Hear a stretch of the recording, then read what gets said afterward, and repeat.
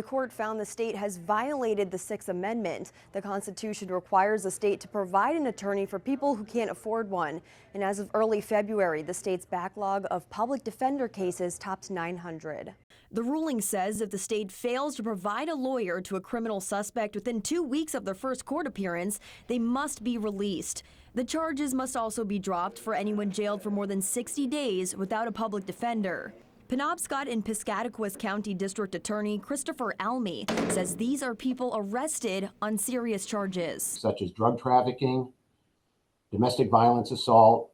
Francine Garland Stark, executive director of the Maine Coalition to End Domestic Violence, says there are concerns for victims. Really, this just piles on the idea that calling for help is no use. It's a futile exercise. Director of Maine Indigent Defense Center Robert Ruffner says it's up to DAs to coordinate with law enforcement if suspects are released. In those sorts of cases, we can anticipate there'll be no contact, not to return to the area or the residence type of conditions of bails. Just last month, Maine Supreme Court Chief Justice Valerie Stanfill spoke to Maine leaders about the shortage of lawyers available to represent defendants who are unable to pay for an attorney.